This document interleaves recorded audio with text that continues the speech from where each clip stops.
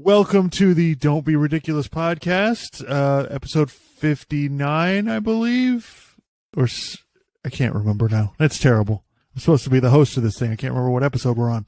But anyway, good to see everybody. Make sure you like, subscribe, comment. It is Sunday night, about 7 p.m. Eastern time. We got to see, the full slate of NFL games. We got some 4 o'clock games winding down now that look kind of I thought the 4 o'clock games were going to be terrible, but it's turning out, they might be pretty interesting at the end here. Yeah. But anyway, first, foremost, got to get this out of the way. Clark, I think it's official. We have a really fun and exciting Dolphins team. Yeah.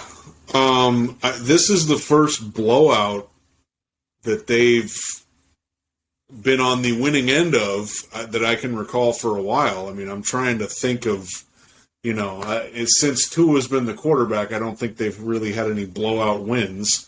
The last one I can remember was, I think, Ryan Fitzpatrick put up like 40 points on the 49ers back in 2020. Yeah, I think 2020. This was, they ran the ball really well, which at the beginning of the season, over the course of the season, we've been waiting for them to see them be able to run the ball like that, and they really did. Tua, I was impressed because the Browns kind of tried to take away the middle of the field. He still had some completions there, but they really tried to take that away, take away those deep in routes and cutting in routes that he likes to throw. But he made some plays. He got the ball, outside. That touchdown pass he threw to Scheffler, Sure. That was I've never seen Tua throw a pass like that, where it was like he was deep out like that, and he chucked the ball toward the corner, basically the corner of the end zone, to where only his guy could get it, and it was just tremendous throw, tremendous catch, awesome. So. Yeah, I'm impressed with Tua. Like what Colin Cowherd's saying, he's the same quarterback. No, he's better. I'm not saying he's some elite quarterback, but he's better. He's definitely better. I think, and I've said this before, he's got good coaching, not just in terms of Mike McDaniel, but I think their offensive coordinator and then just the staff they have around there, I think has been really good for Tua. Obviously, he has weapons now, and they were talking about it during the broadcast. I think he's confident. Some of these deep throws he's throwing, he's not necessarily completing them, but he's letting it fly, which that's kind of different. I didn't really see this from him the previous 2 years. So it feels like they're led by their offense now, which is obviously a flip from last year. Their defense I still have questions about, although they played better today. They had a pass rush today. They still gave up a lot of yards, but it's kind of, they're 7-3 now. They're in first place, at least for the time being, because they beat the Bills, and the Bills lost today, but they still have that loss to the Jets. But, you know what? I can roll with this for the next few years, the next few years with Tua, and if he probably gets an extension after this at some point. But I can kind of roll with this. This is kind of fun. And you know what? Tua's not, is he one of the top 5, 6, 7 quarterbacks in the league? Some people might argue right now, yeah, and maybe you could make the case there. But I think overall, just he's probably within the top 15, maybe 15, 14, depending on the week, So that's pretty good. You can win games with that, and they have a really great shot. Especially when they come back after the bye, if they can beat the Texans, they're 8-3. They're really set up to make the playoffs, and then it becomes a question of can they win the division, which I wasn't even really thinking of. But the Bills now have 3 losses, so it's in play. Yeah, well, obviously we're going to talk more about the Bills game in a few minutes, but I think here's where I'm at with it. The first 2 years, I was surprised that Tua wasn't better than that. I thought I never was a critic from the beginning, but I never thought he was going to be great, but I thought, this guy should be able to win games and play in the NFL pretty well. And the first 2 years, I was really disappointed. And this year, I'm impressed. I am. I'm impressed. I'm impressed with the efficiency. I'm impressed with the accuracy. It gets to the point with him, he throws a ball to the outside, I think high to somebody, and I'm like, oh man, what the hell's wrong with you? Yeah. When he's completing, 75% of his passes, that's where the standard has grown with him because we've seen what he's capable of doing. And, so to me, he's doing exactly what you're supposed to do. There's nobody in the NFL playing better than him. You can argue there are better quarterbacks, but there's nobody playing better than he is right now. So, I like the stuff where because we've established that he's good when he snaps the ball, plants his back foot, and then throws. We know that, and we know he's good throwing over the middle. He's obviously there's some things he can work on, but today I really like that he, when the first guy wasn't there or he had to kind of wait in the pocket, I felt like his mechanics didn't break down and he still made a good throw. And then even when he was on the move, and I saw this the last couple of weeks when he was on the move, I thought he was still making pretty accurate throws, and he was still making plays, and he wasn't, making any huge mistakes or making a bad play into something worse. Like there was a bad snap that he had to had to jump up and grab, and it kind of fell down, and he grabbed it and then just fell down and fell on the ball, and then it's like, all right, just wait till the next down. And I think that's something that he can keep working on. The deep ball thing, look, the pass that he threw to Tyreek Hill, he didn't complete it, but I was kind of surprised he got the ball that far down the field. And it looked pretty good, so that's something he's going to have to work on, and maybe he can get a little bit, if he can just get a little bit better at it, that's enough for me. I mean, I don't expect him to be, Josh Allen just chucking the ball 80 yards down the field, but. Yeah, and I think you saw in this game what's going to happen to the Dolphins from, pretty much for the rest of the season. Teams are going to pack the middle. They're going to keep the safeties back. They're afraid of getting beat by Tyreek Hill and Jalen Waddle. So this is what you're going to end up with, which is why we've been saying since the offseason, they have to run the ball. They have to be successful running the ball. Now, maybe, they don't have to be the best running team in the league, but they have to be able to do it pretty well, to be able to keep this going. And you saw it in the game today. They had 33 rushes, 33 passes. So it was literally perfect balance. They rushed for almost 200 yards. And you saw Jeff Wilson, he had some juice. This guy, adding him to the team, you've seen it in 2 games now, the guy brings it. Every run, he looks like he's got a chance to make a big play out of. And even the touchdown, Mostert, made a great run on the touchdown run. So, and Cleveland, so I thought the running game that's exactly what we need. If the Dolphins are going to go anywhere, that's what they need. Cleveland only had less than 300 yards of total offense. So the defense played well. I thought the pass rush was pretty good, even if they got 2 or 3 sacks. But even when they didn't get sacks, I felt like they got some pretty decent pressure on it. Yeah, Jacoby Brissett ran a little bit, so they couldn't, and that's 2 weeks in a row we've had a quarterback kind of running on us. But, it wasn't as bad as Justin Fields. Yeah, I think the running quarterback is an issue for the defense. I don't know that the defensive linemen and the linebackers are fast enough. But we're talking about Lamar Jackson. That's an issue for any defense these days. Like when you watch Josh Allen or Lamar Jackson or Justin Fields or even Mahomes, they can kind of create problems for you because it's just so hard to stop. I thought they did a good job when we played Josh Allen earlier, but yeah, Lamar Jackson and Justin Fields, I'm picking the 2 fastest quarterbacks in the NFL. Yeah, we're going to have a hard time with them. Yes. So, yeah, I can't really – again, look, I can – there's things that I can nitpick and there's things that I can criticize and there's things I'm like, they need to improve on this. But that's every team. You know what? They're in a pretty good spot. Especially they got a bye week. They come back, they play Houston, who's a really bad team. If they can just beat up on them, they're in a pretty damn good spot. Them making the playoffs seems like, at this point, it's almost like them missing the playoffs. I would be shocked and pretty disappointed because they're in such a good position to try to make. But now I'm kind of like, and I don't want to get ahead of myself. I'm like, can they win the division? I don't know. Well, they're tied for first place right now. So, so obviously they have a shot.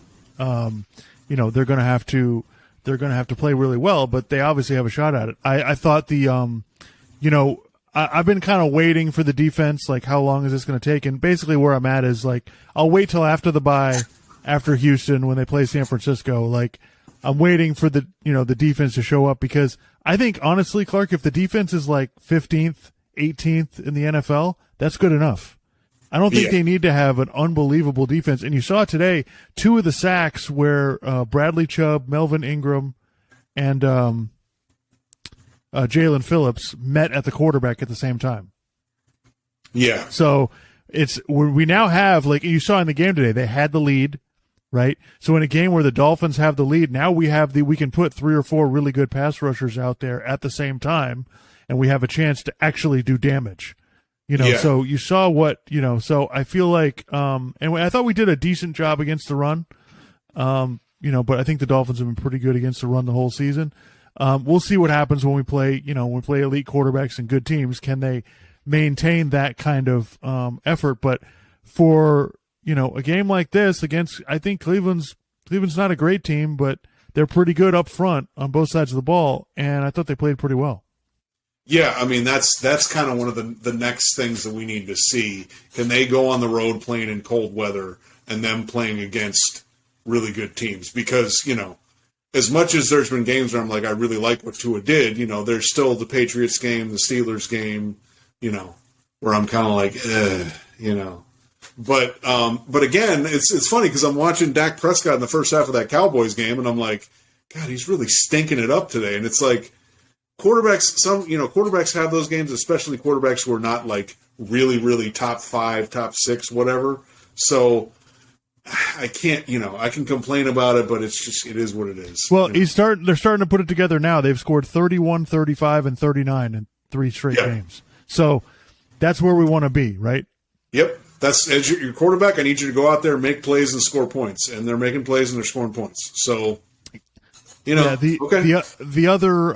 other thing that I thought was quite amazing is Cleveland. This was a game I had circled because of Cleveland's pass rush, and after I saw what they did to Cincinnati a couple of weeks ago, I was definitely concerned. But the Dolphins' offensive line absolutely killed the Cleveland offensive line today. Yeah. They were significantly better.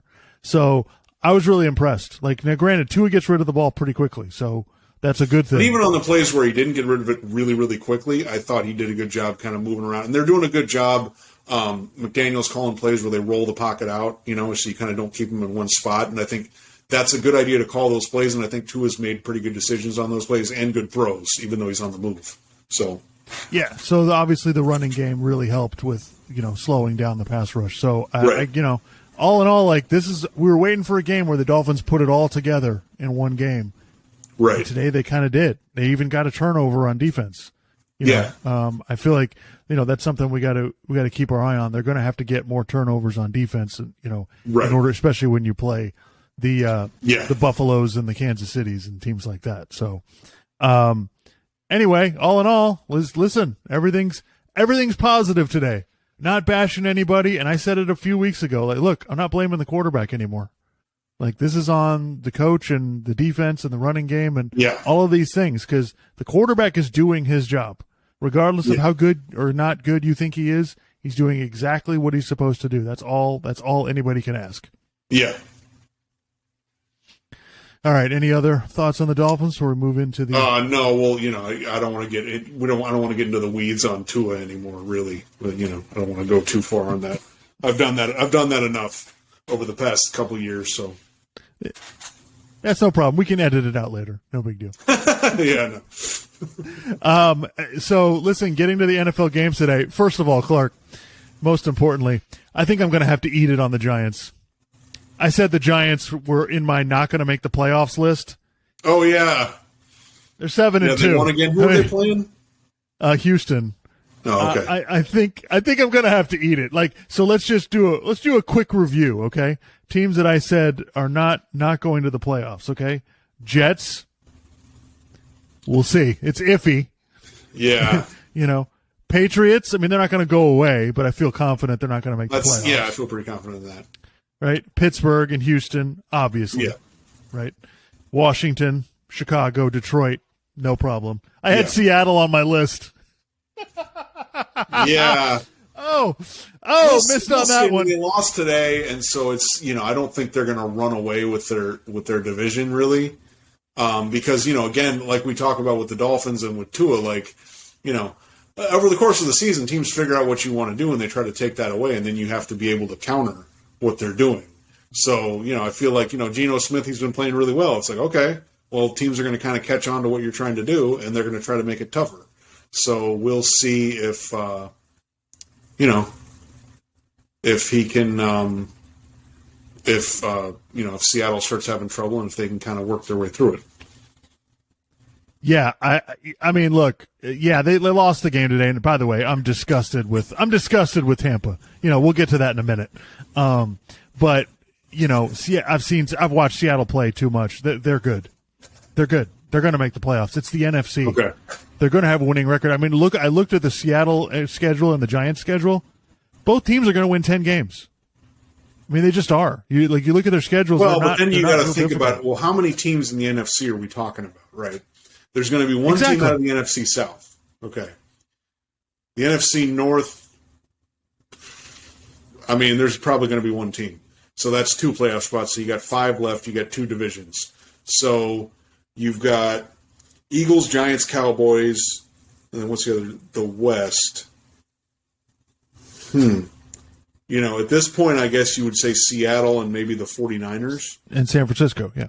Right, yeah, exactly. So that's like, what, 5? Yeah, that's like 5 teams. Okay, so yeah, I think that's only 5 teams. So it's kind of like, yeah, that's probably, I think the Giants and Dallas, they've got too many wins at this point to miss the playoffs. The Eagles, they're not, they could get the number 1 seed. Okay, so that's 3 teams. The Vikings, 4, and then what I said, the Bucks, 5, and then 2 out of the NFC, out of the NFC West. So, yeah, that kind of makes sense. So, yeah, they're probably going to make the playoffs. I mean, it's the NFC. I mean, listen, the NFC is really bad, so I get it. Like, there's the teams that are at the bottom or in the middle are all really bad. So, yeah. That's just kind of the way it is. But, yeah, I'm going to have to eat it. And, listen, I'll accept being wrong about the Giants because, I mean, I still don't think the Giants are that good anyway. No, they're playing to their strengths, and they're running the ball a bunch, and they're doing what they should do to try to win games, but they can't really beat any good teams. I mean, they couldn't beat Dallas, had their backup quarterback in, and they couldn't beat them. So, Yeah, but Seattle is legit. I don't care what happened today. That was some nonsense. Tampa playing their butts off on a game in Germany. And Seattle came back and almost pulled it out. So. Yeah, so those are, I'm definitely going to have to eat it on that. But Jeff Saturday, the new coach of the Colts, they just won, by the way. They just beat the Raiders. Not that there's any of course they did. Right. Not that it's a surprise that the Raiders lost. But but we need to talk about this Jeff Saturday hire. Yeah, what the hell are the Colts doing? Like, is Jim Irsay just turned into Jerry Jones or Al Davis now? Like, what's happening? All right, I got to be careful how I say this. So, is Jim Irsay, is he hitting the sauce? Like, is he, I'm not making any accusations here, but I just, he's just, we've always known he's kind of wacky and weird and whatever, but it just... Well, he is an alcoholic in recovery, so I just think he's weird. I don't think he has to be on anything. I don't really want to touch that issue anymore. I don't want to say anything. I just saw Dak Prescott throw that touchdown to get him up 28-14. That was a nice throw. I'm still catching up on that game. I don't know what the hell he's thinking. I mean, Jim Irsay's reasoning was like, well, he doesn't have the fear that other football coaches have. It's like, oh, you mean he doesn't really know how to coach? No offense to Jeff Saturday, because I like him as an analyst, and you hear people talk about him and say he's a really good guy, but it's like he doesn't have any experience coaching in the NFL. So, well, the whole Colts situation is just beyond weird. First, they pull out. Well, number one, they bring in Matt Ryan, right, behind a crappy offensive line, and then they can't believe weapons as wide receiver. Right, they can't believe that they can't score. Number one, then they decide, you know what, we're going to bench Matt Ryan and we're going to play Sam Ehlinger because he'll do a better job. Then they still can't score, surprisingly.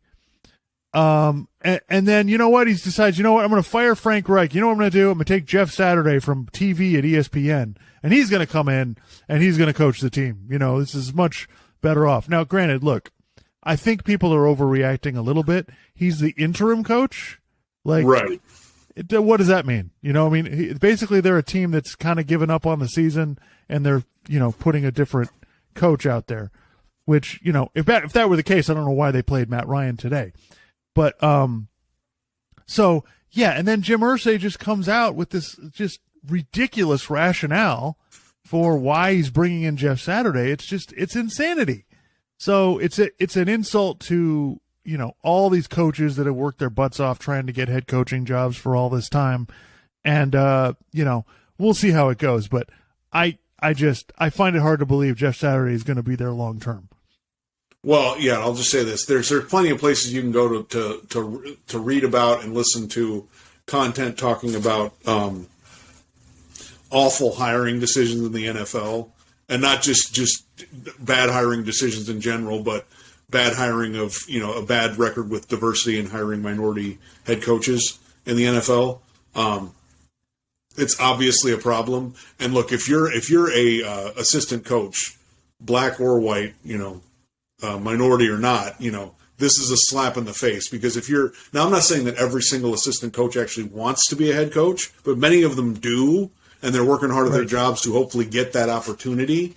And when, you know, someone gets fired, and then even though he's an interim coach, and obviously it would be much worse if it was a head coach and you had him under contract for like multiple years, but even though it's an interim coach, it's like all these other coaches are working like even coaches just that are already on the staff, they're working their butts off to try to get head coaching jobs, and you just go, oh no, I'm just going to hire this guy. And it's just kind of a slap in the face, and it's total bullshit, you know. Now I will say that sometimes people say, well, these owners are racist and whatever. I don't know about that. I mean, I just think a lot of these owners are morons. They just make some of the decisions these guys make are just moronic, not just in the NFL, but just in general in professional sports. A lot of them I'm just like, what the fuck are you guys doing? So yeah, it's just, you know, it's, I mean, I love Jeff Saturday's press conference. Okay. Yeah. So the Colts have had, you know, the most wins in the last 20 years or something like that. And it's like, yeah, you had Peyton Manning and Andrew Luck, and you screwed up on Andrew Luck. You didn't build a good enough offensive line around him. So then he got hurt so many times. He's like, fuck this. I'm going to retire rather than come back to this team, you know. In the last few years, the stuff they've been doing with the quarterback, you know, it was on the Ringer thing. I think it was Ben Zolak. He said, you know, Chris Ballard, the GM for the Colts, was like, well, we don't want to necessarily, you know, you don't necessarily have to, you know, put all your chips in and get some rookie quarterback. You know, you don't have to draft some quarterback to try to be the solution for your team. That isn't always the best solution, you know. And he's like, what if you get that wrong? Then everybody will be criticizing you. And the guy on the Ringer said, like, yeah, but that's the job, right? Which is just a brilliant point. It's like, yeah, dude, you have to get a really good quarterback. So sometimes you gotta put all your chips in and go, this is our guy, and let's see if we get him. And if you don't, yeah, you get fired. That's how it goes. Like, what do you want? Well, anyway. And they tried that. They brought in Phillip Rivers. They brought in Carson Wentz. They're trying to do that. They're just picking the wrong guys.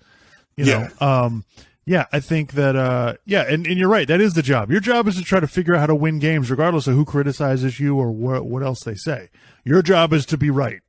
Yeah. You need to be, you know, so, I mean, you know, and I was listening to Mike Lombardi about this, and he's like, look, you had one of the greatest quarterbacks of all time, and you only won one Super Bowl. You know why?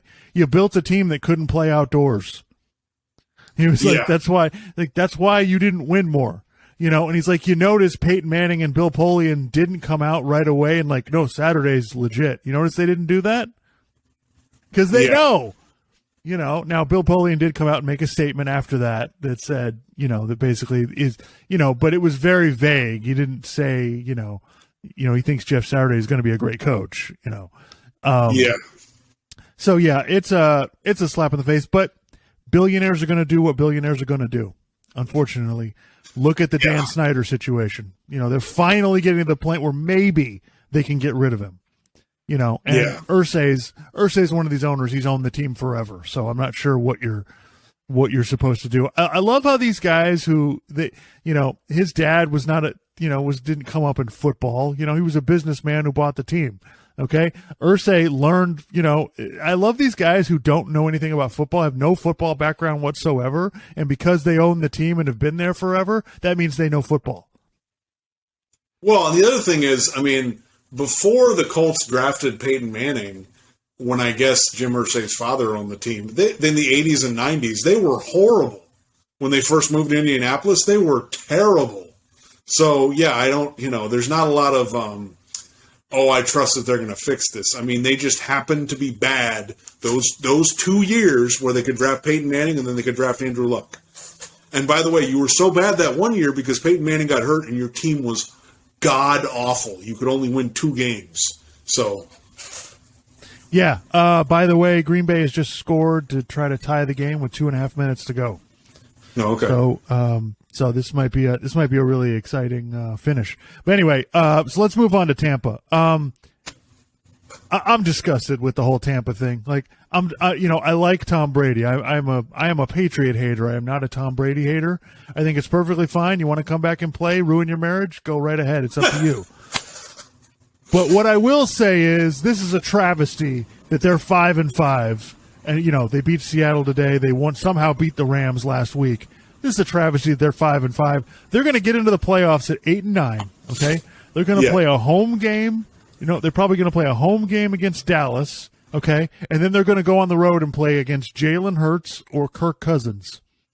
Okay, like this is absolutely ridiculous. I love Nick Wright's take on this earlier this week. He laid out the whole scenario that I just laid out, how Tampa could sleaze their way into the Super Bowl, and he's like, and I'm going to lose my mind. And I'm of the same mind. I'm tired of this. Like, this is ridiculous. Like, you cannot win the worst division of all time and then claim it's incredible. It's incredible. Well, Brady wins. You know why, Clark? Because Brady always wins. Even when he loses, he still wins. Well, I'll tell you this. Brady, he's done so many different things in his career. This year I was thinking would be the finishing under 500 year because he's never done that. Which could happen. It's still in play, But so there's that. There could also be the what was I going to say? The making the playoffs under 500, winning a playoff game under 500, like being an awful playoff team and still win it. Which I guess I don't know. I guess the Patriots, maybe there's a few years there where you could argue they were pretty bad and they still were able to win a playoff game. But they're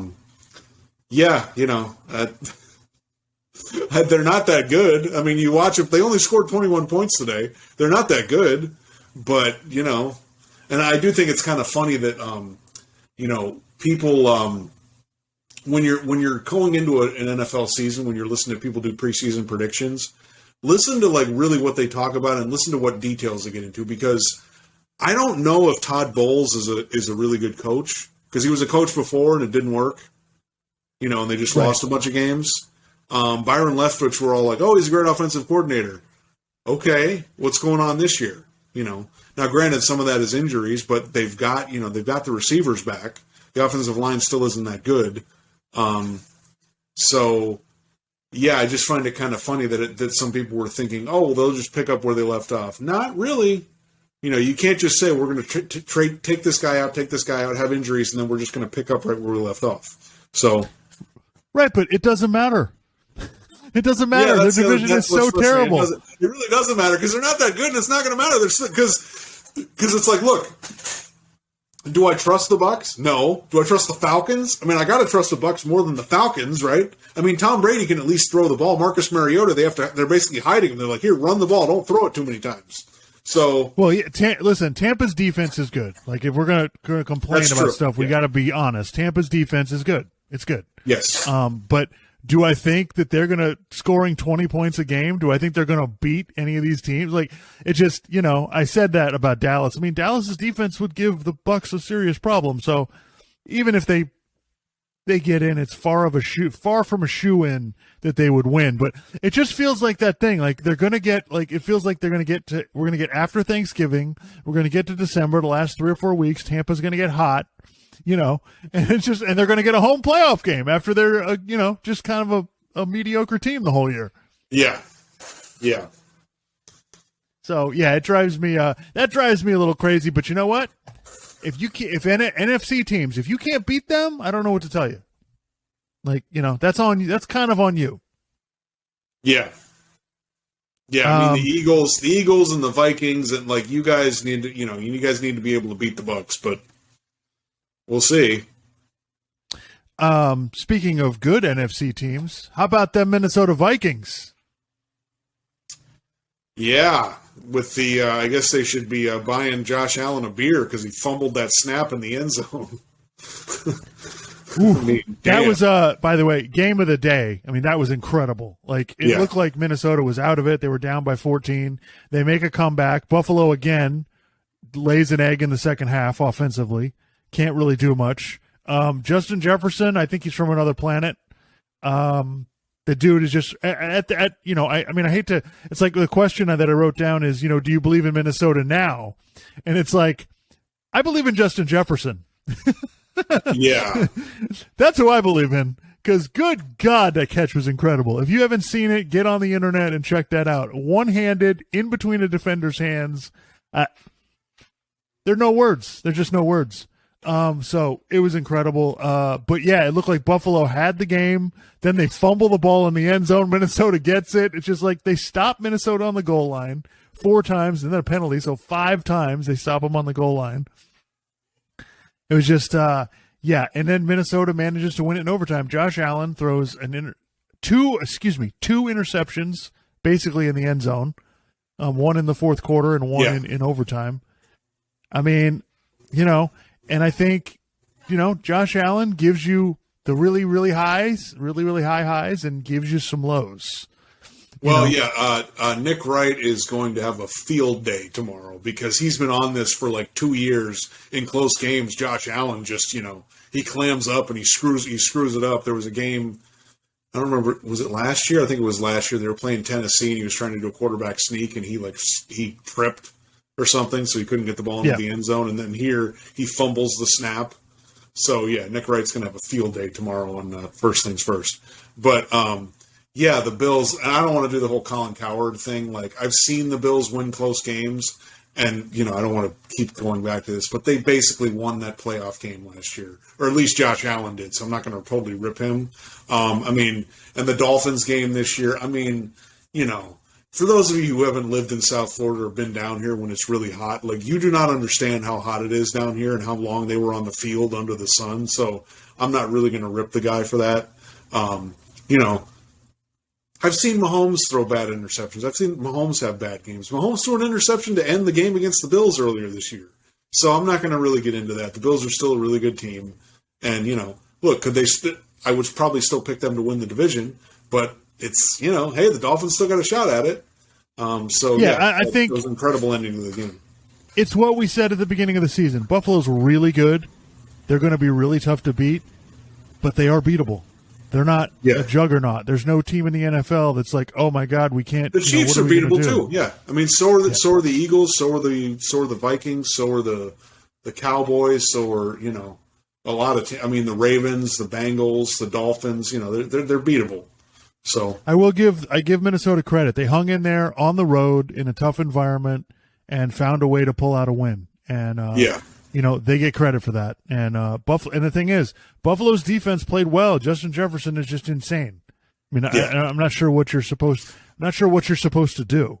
So I think Minnesota's tough. They're a tough team. Do we all believe in Kirk Cousins in the playoffs? I don't know, but they're going to be playing at least 1, maybe 2 playoff games at home. Yeah, if they're playing 2 playoff games at home, and then just.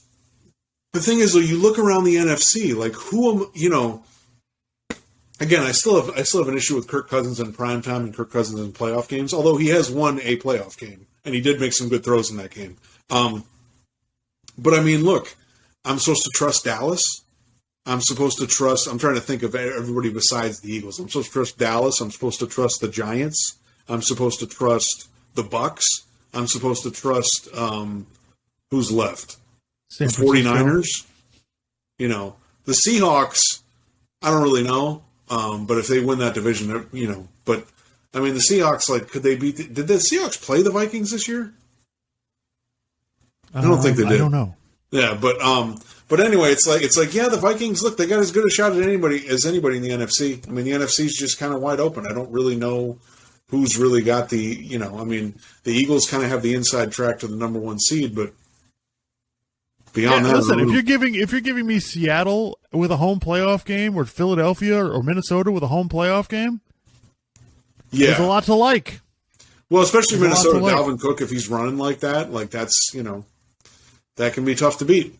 So we talked about Justin Jefferson. He's a freak show. Speaking of other freak shows, Justin Fields. Wow. First of all, he lit the Dolphins' ass up last week for 178 yards rushing. He had a couple of plays today that are they're just insane. There's nothing, there's nothing you can do if you're the defense. And it was just, he's a freak. He made a play where, he was getting tackled, gets out of the tackle, runs around.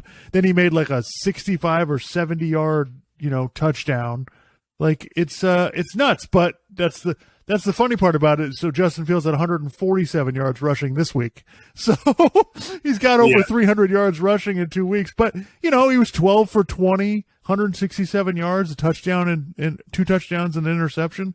It's, is Justin Fields like arrived as a quarterback who's going to beat you from the pocket? No, but he makes a lot of plays. And if I'm a Bears fan, I'm really excited today. And honestly, it's the best situation in the world for Bears fans. They can see that their quarterback is really exciting. He can make plays, and they lost again. They just keep on moving up the draft board, but it was insanity. The other note that I had was that, we can cross the Denver Broncos off. I think it's done. I think it's finished. They lost to Tennessee today. Tennessee finally got Tannehill back, but not that makes a whole it's not that Tennessee's going to score a bunch of points or whatever. They're just going to try to grind the game out and try to find some way to win. The Denver's just, I don't know what's going. They're just not good. I mean, Tampa can at least score. Tampa can at least score 20 points most of the time. Denver, I mean, it's hard for them to get more than 10. Yeah. So it's really bad. It looks like Green Bay and Dallas might be going to overtime. Oh wow. But that was my last note on the NFL Sunday. I mean, the Cardinals and the Rams played in a backup quarterback showdown. I mean, that was pretty pathetic. Colt McCoy against John Wolford, and the Rams lost. So I think honestly the Rams might be a cross off pretty quick here, if not this week, probably next week. And the Colts managed to pull out a win against the Raiders, which, hey, maybe we should all shut up about Jeff Saturday. Who knows? Yeah, we'll see. But regardless, that was my last note of the NFL. Anything else you want to? No, I don't think so. How many? What do we got? We got 8 games left. Yeah. Okay. All right. So we're right at the halfway mark. Of Most teams have. Well, no. Some teams have 7 games left. Okay, right. The Dolphins have 7 games left. The teams that haven't had their bye yet have 7 games left. Right. So we'll see how it goes. Dolphins. The Dolphins are not going to lose next week. I'll go ahead and lay that out. Predict that right now.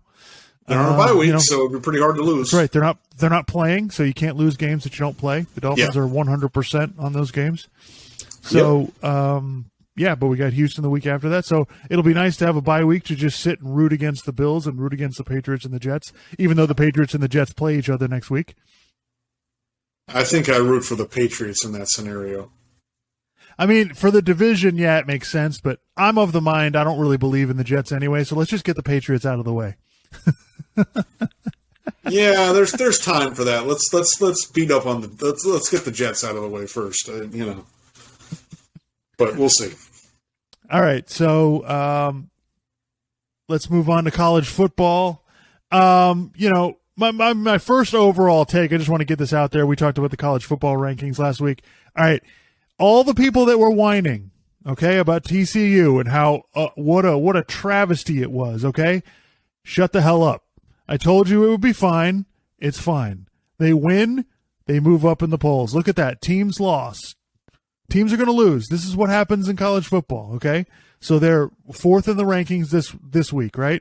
If they keep winning, they'll be fine. Ohio State and Michigan, one of those teams will get eliminated, and TCU will stay in the top 4. I thought they would put Tennessee ahead of them. They didn't, so you even got that going for you, which, by the way, don't get me started on that whole argument. Yeah, well, I'll just say this. Like, one of the things that I've noticed in college football that's always ridiculous, and this goes back to the BCS era, when you have a week where some high-ranked teams lose, the media, like ESPN and SportsCenter, is always like, oh, my God, there's chaos. And it's like, guys, this is not chaos, okay? The season's not over. They're going to keep playing games. All this stuff works itself out because teams that you think, oh, this team's never going to lose, and then they lose, and then they move down. Or teams like, well, I don't know if they're going to be able to get to move up. It's like, well, if they keep winning, they'll probably move up. So this isn't really chaos, guys. It's just they're continuing to play games, and we'll figure this out. And look, we were talking about this earlier. I mean, basically, the way the college football playoff is going to shake out, I don't know about the exact positioning of everything. Look, if Georgia wins out, including the SEC championship game, they're going to be one. Okay? Michigan and Ohio State probably going to be whoever wins the Michigan-Ohio State game and then probably likely goes on to win the Big Ten. They're going to be number 2, most likely, because they'll be an undefeated, conference champion in the Power 5, right? And then you got 2 spots left. If TCU goes undefeated and wins the Big 12, they're probably getting in, probably at 3. Because not probably, they're getting in. Yeah, exactly. I don't know that they would. Yeah, and I don't think that they would put a 1-loss Tennessee ahead of them. So then it really comes down to, you got those 3 spots, and then it really comes down to the 4th spot. Are you going to take a 1-loss Pac-12 champion, or are you going to take a 1-loss Tennessee? Really, I think that's really pretty much what it comes down to. Now, I guess it gets more interesting if TCU loses. If they're a 1-loss conference champion, if they get like 2 losses or they lose in the conference championship game, that can make things a little more interesting and a little more difficult to kind of figure out where you put all these teams, because like TCU, USC, Oregon, is Oregon out of it now? So yeah, well, Oregon, UCLA both lost, so they have 2 losses now. So USC is the only Pac-12 team that could end up with 1 loss. So when you say the Pac-12 champion, no, it has to be USC. So yeah. Well, wait, does the Pac-12 have divisions? I don't remember. No divisions. So okay. So USC is in the driver's. Well, they're in the driver's seat to make the conference championship game against some other team. Right. Which could that other team still be Oregon or UCLA? It's going to be Oregon, UCLA, or Utah. Okay. All right. So yeah, okay. I think it would have to be USC, but then it comes down to USC versus Tennessee, and that's kind of I don't know. I guess I would kind of favor Tennessee. Yeah, look, I think if Georgia wins out, it makes this stuff really easy. There's not really many teams to overtake TCU as long as they keep winning. Right. So that's what it comes down to. So this is. Well, I just want to do this. I'm going to give my overview. This is how I see college football this year. Okay, I think Georgia's the best team. Then there's a pretty sizable gap. Okay, then there's Tennessee. Okay, then there's a little bit less of a gap, and then Michigan and Ohio State, and then there's basically like just a dividing line underneath them. Very tiny little ditch between Ohio State, Michigan, and then TCU, USC, LSU, and everybody else. Right. So I think it's it's clearly obvious. I don't understand how people could see it differently. Like, this seems just obvious to me. Georgia basically took Tennessee apart. Yeah. Okay. After Tennessee, had blown out LSU on the road and beat Alabama by a field goal, Georgia annihilated them.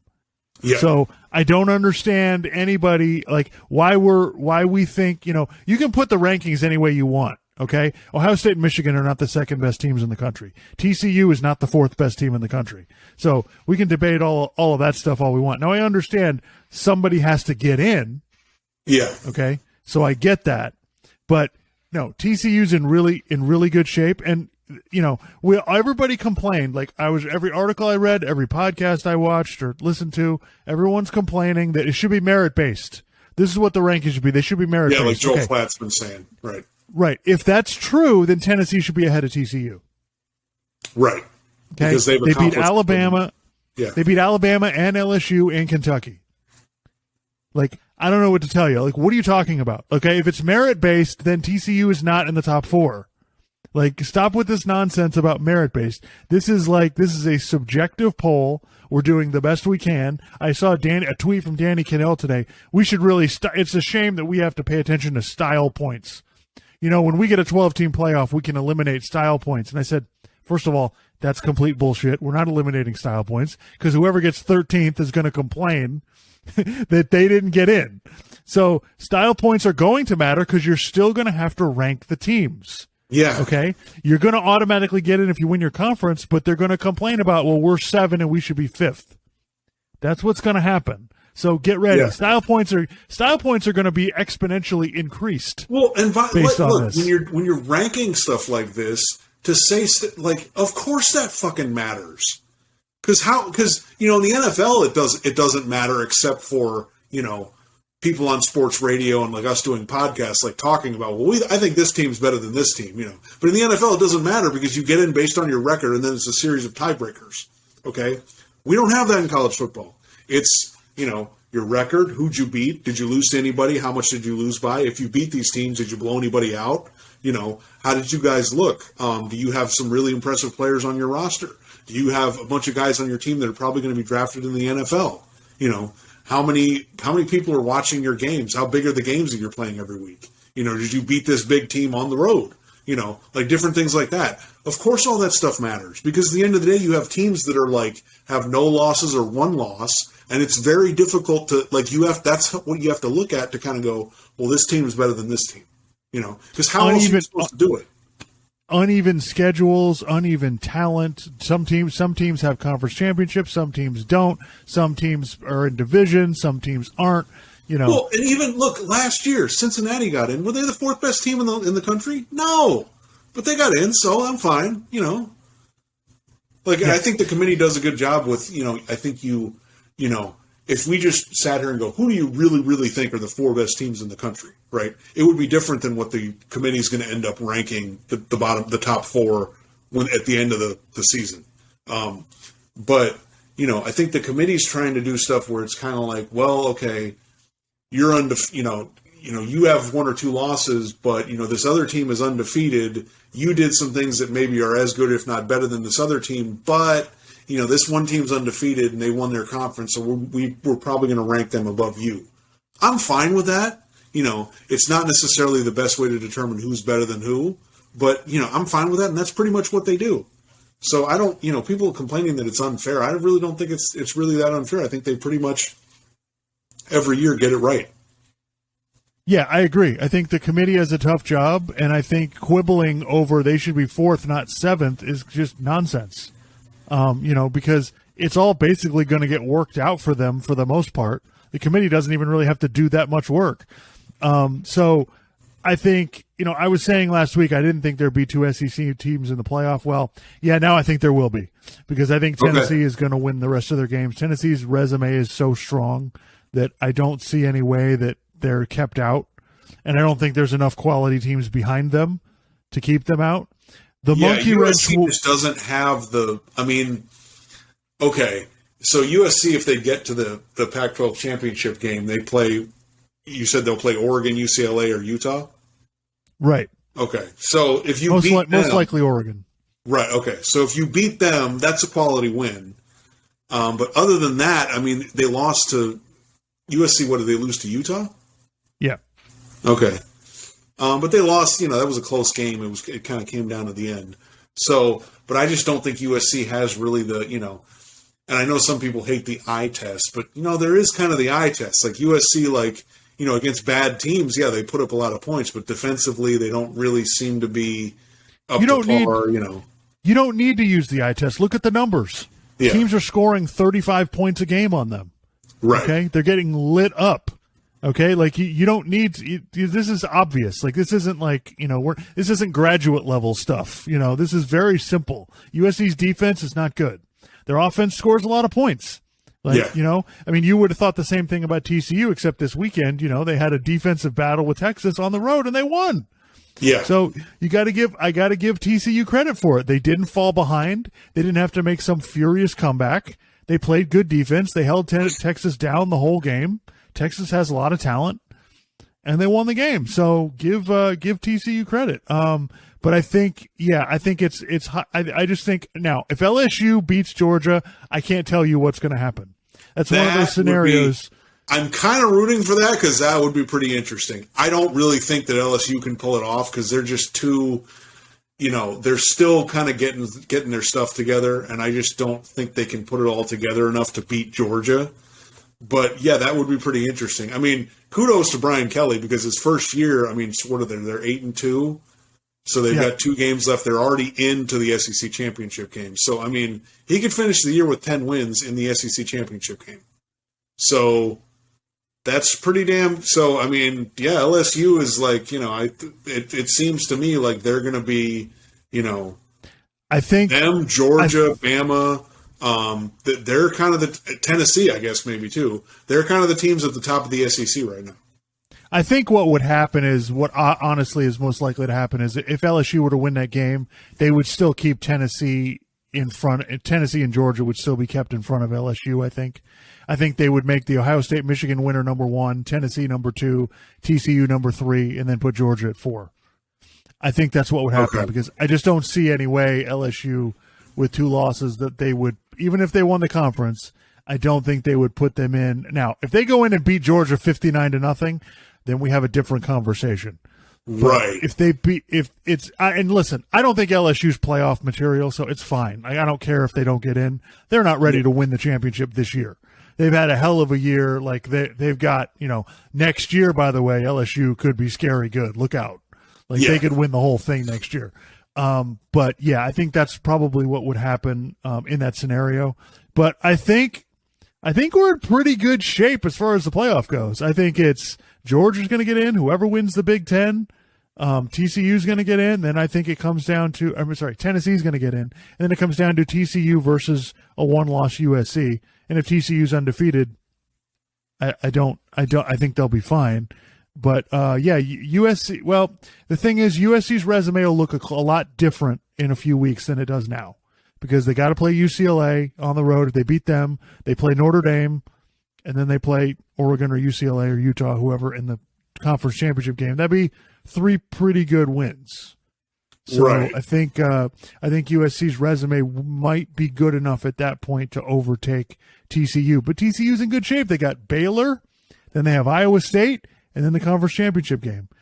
Baylor's not a great team. They got blown out by Kansas State yesterday. Who would TCU play in the conference championship game, most likely? Right now, Kansas State is in second place. But okay, that could Kansas change. State had an 18-point lead on TCU. Right, exactly. So that wouldn't be a pushover game. So yeah, I think the Pac-12 is kind of in trouble. Because I don't know that USC is going to make it through the rest of these games without losing. Yeah, it's a little too right. Because if they played Oregon, like, by the way, that Oregon-Washington game was incredible. Best game that of the was weekend. Awesome. Yeah. If they played Oregon, I just don't know how they ever stop Oregon's offense. Yeah. And so it's going to be tough for me to imagine. They got to go to UCLA to beat them and to play them in the Rose Bowl. UCLA can score like crazy too. So it's not going to be easy for them to get through these next 3 games. So I'm not sure they can pull it off. So I think TCU may be in really good shape even if they do lose. Yeah. And I think the ACC's kind of they have an outside shot. Clemson and North Carolina both have 1 loss, but I think they're kind of done. I don't think they'll get ranked high enough to get anywhere close. So unless they have massive chaos, yeah.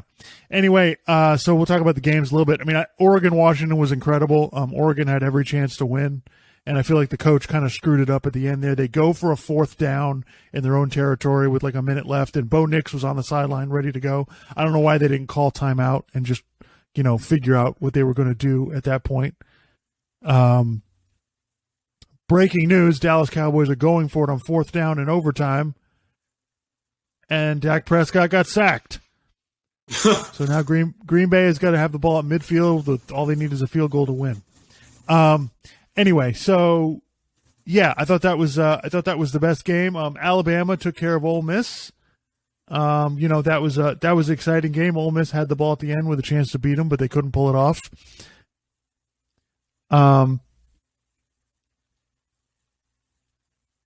So that was an exciting game. LSU managed to hang on to beat Arkansas. That was a bit of a nip and tuck battle. It was 37 degrees in Fayetteville, Arkansas, which is kind of unusual for November. So that was, you could tell watching the game, that was a bit of a struggle. Southern teams playing in cold weather, and you knew LSU wasn't going to be at their best after having that huge emotional game last week. Well, and I will tell you this: I happened to be watching that game, and Arkansas got screwed on a call at the end of that game because LSU threw a pass to try to get the first down, and the guy caught it. He was short of the first down. When I watched the play live, he was short of the first down. I knew it. Okay, and then you're watching the replays. You're like, he didn't get the first down. They didn't even measure.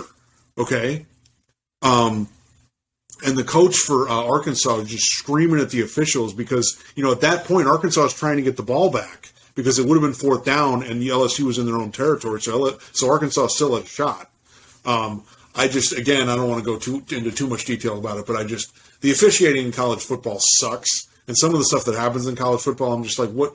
Like, you guys didn't even, like, the coach can't even call for a measurement. I understand it's, like, really late in the game. It's under 2 minutes. But, like, what the hell? Anyway. Yeah, I mean, everybody else basically took care of business. Georgia took care of Mississippi State, and, Notre Dame hung on to win against Navy, which that was a little bit closer than it needed to be. But, yeah, the big upsets were, Oregon losing to Washington, which, Washington's a pretty good team. I don't know if anybody's watched them, but they can score with the best of them. And UCLA got beat by Arizona. I watched the replay of that game this morning. And, so listen, I've said the whole season, the Pac-12 and Big 12 are really exciting. They play exciting games. Like, they're fun to watch, like great conferences. But, we'll see where we're at. We got the big games next weekend. UCLA plays USC and Oregon plays Utah, which basically the two winners of those two games will basically be going to the Pac-12 championship game. So that's really who to watch. And then TCU plays Baylor, and then but everything kind of coming down to 2 weeks from now when we have rivalry Saturday where we have Michigan, Ohio State, and all of that stuff. So this is interesting. I wrote this down just because I thought this was fascinating. So Kansas, Duke, and UConn are going to bowl games. They are bowl eligible. Texas A&M is not going to a bowl. They already have 7 losses. So these teams they have 2 games left. These teams need to win 1 game in order to be bowl eligible. Miami, Oklahoma, Michigan State, Wisconsin, and Auburn. Yeah. Now, if that ain't an upside down year in college football, I don't know what to tell you. Yeah. And, the other thing, back to the rankings for a second, I'm sorry, there's no way you're getting 2 Big Ten teams in. No, bullshit, no. I don't care who, I don't care if that game between Ohio State and Michigan is the game of the century and it goes 6 overtimes. You're not both getting in. Yeah. Your resumes are dog shit. They're terrible. It would be an insult to everybody if one of you guys gets in with your ridiculous bad schedules over TCU. Go to hell. Yeah, that's people say, like Colin Cowherd saying Michigan should be ranked number 1.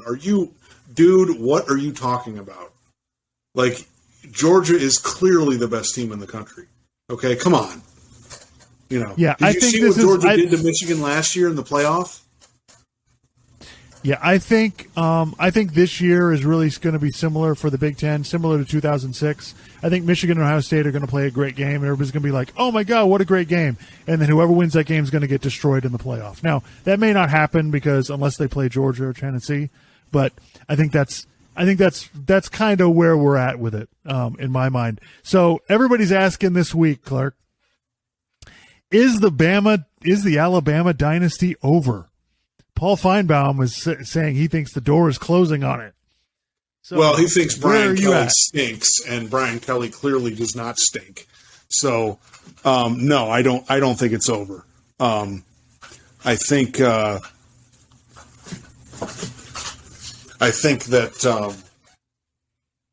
they lost some close games. They lost in the national championship game last year. They lost. They had a close game with Texas, which they won. They had a close loss against Tennessee that they could have won that game. They lost LSU, but LSU had to go do a 2-point conversion in the first overtime.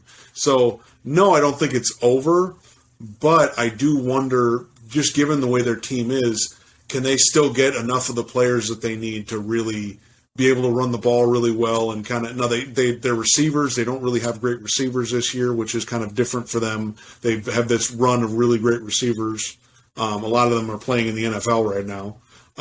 So yeah, I do kind of question, especially with like if Tennessee's getting better, LSU's getting better. Ole Miss is pretty good. So I do wonder, can they keep that up? I still think they're a really good team. You know, are they going to dominate the way that they were? Maybe not.